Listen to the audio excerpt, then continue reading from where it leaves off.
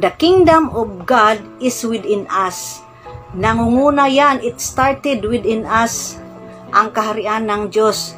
And we build the kingdom of God. First of all, we can build the kingdom of God through giving. Ang pagbibigay, mga kapatid, ay isang mahalagang katangian ng isang tao na makikita natin na may Diyos ang taong ito. Ang taong ito ay sumusunod talaga sa apak ni Jesus, mapagbigay. At itong katangiang mapagbigay, mga kapatid, the giving generously, yung mga generous na tao, makikita natin sa kanilang mga mukha na ito sinasabi na nagbigay ng nakangiti at hindi nakangiwi. Kaya mga kapatid, tuwing magmamas tayo sa lalong-lalo na during the offertory, maisipan ko talaga yung yung sinasabing magbigay ng nakangiti at hindi nakangiwi. Ang ibig sabihin yun noon, mga kapatid, na kung tayo po ay magbigay ay mula sa puso. Hindi natin alalahanin kung ano man ang i-budget natin bukas, na ito po yung dahilan na hindi na natin maibigay kung ano yung dinidikta ng ating konsensya, kasi ang Holy Spirit ay bubulong yan sa ating konsensya. Bubulong sa ating konsensya, nandun na, paparating na ang offering bag, tapos bubulong ang Holy Spirit na ibigay mo yang 100 o ibigay mo yang 1,000, kasi ang parokya nangangailangan nangangailangan ang parokya, dahil ang daming bill sa parokya, water bill, electric bill. So makakatulong ang pagbigay natin. At I'm speaking about financial giving. So mga kapatid, itong pagbibigay ng financial giving makakatulong sa ating parokya at lalong-lalo na rin sa mga nagtatrabaho within the parishes. Kasi according to Malakay 3:10, sinasabi doon na ibigay natin ang ating ikapo. Sabi doon kay Malakay, sabi doon according to Malakay 3:10 na God said to Malakay that, "Try me and I will open the gates of heaven." Ibibigay ko sa iyo ang blessing. Blessing, mga kapatid, ibigay ng Panginoon sa atin. So, dito ko po naisip na the secret of blessing is number 1, giving. So, magbigay tayo ng nakangiti at hindi nakangiwi. Ito po ang unang paraan, the first step, ayon sa aking naintindihan kanina sa muli, that we must build the kingdom of God within us, and it started from us. And for me, in my own opinion, I can build the kingdom of God through giving. Ang isang example na siya'y nagbigay ng pera. Isang example, nagbigay siya ng pera. Siya po ay isang babae. Bago ko lang yan nalaman, mga kapatid.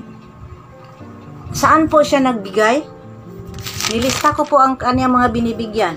Number 1, Charities Tahanan in Tayuman, Tondo, Manila. Number 2, sponsoring poor seminarians in their priestly formation in different dioceses in the Philippines. Pangatlo niyang binigyan ng kaniyang financial blessing, donating motorcycles to depressed and poor parishes in Mindanao, organizing Christmas fellowship with the poor every year without fail, sharing her blessings with parishes and institutions that care for the poorest of the poor. And number 6, sending poor but for the deserving students to school as scholars. So ito po yung kanyang mga contributions sa simbahang Katoliko. At bago ko lang po yan nalaman nung aking ni-research. At ang babaeng ito, mga kapatid, dahil sa kanyang pagbibigay, binigyan din siya ng gantimpala ng Diyos. Dahil ayon sa Matthew 6:2-4, kapag ikay magbigay na may halong pagpakumbaba, at ito po kahit ang iyong mga kaibigan ay hindi nakaalam sa inyong pagbibigay, nagbigay ka ng palihim, ang Panginoong Diyos ay magbigay din sa inyo ng gantimpala. At according to Luke 11 verse 41, na sa pamamagitan ng inyong pagbigay, kung ano yung nasa plato nyo, kung kaya nyo niyang ibigay doon sa nangangailangan, kayo po ay magiging malinis. Malinis po ang lahat. Ibig sabihin, ito po ay isang reparation for our sins, na kung ano man yung nagawa nating kamalian, sa pamamagitan pala ng pagbigay nung nangingailangan, lalong-lalo na yung mga poor people, the poorest of the poor. Ayon nga sa SAP, binigyan yung poorest of the poor. Kaya, ito ang nakita ko sa babaeng ito. At ang babaeng ito, mga kapatid, ayon sa kaniyang pahayag, ni-research ko talaga siya, siya ay Marian devotee. At nag-host siya ng special mass sa kay Mama Mary, in honor for Mama Mary every September to commemorate the birthday of Mother Mary. So isa po siyang Marian devotee. At saka sabi niya, marami din siyang pagkakamali. At sa kanyang pagkakamali, naisip niya na ang tanging pagbibigay niya sa mga nangangailangan, isa na yung paraan upang magkakaroon ng kalinisan ang kanyang mga kasalanan. So, ayun mga kapatid, yun ang mga contribution niya. At alam niyo ba kung anong gantimpala ang ibinigay ng Diyos sa kanya? Noong 2016, na kanyang na-receive, kanyang natanggap ang isang reward. At alam nyo ba kung anong reward yon? Isang reward na tinatawag na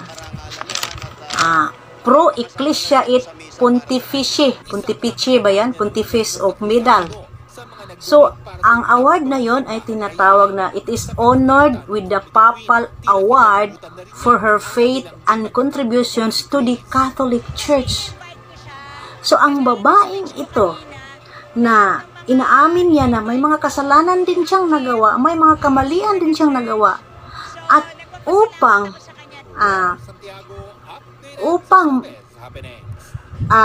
mabigyan siya ng kapatawaran at upang maipakita niya sa Diyos na nagsisisi nga siya, at upang gagawin niya ang mga reparation,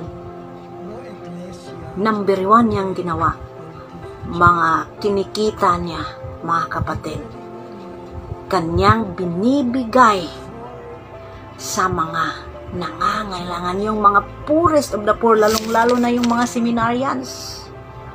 At ang babaeng ito, siguro sa mga clue na ibinibigay ko, na ang dami niyang contributions, sa mga clue na ibinibigay ko na mga contributions niya, siguro alam nyo na. At ang bishop na nag-nominate sa kanya upang ma-process yung kanyang contributions doon sa Vatican ay walang iba, si Bishop Antonio Tobias. ito na, alam niyo nito kung sino ang babaeng to.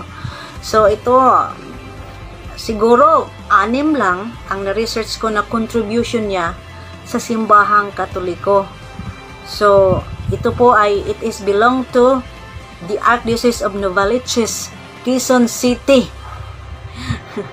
Yung una niyang contribution, Missionaries of Charities Tahanan in Tayuman.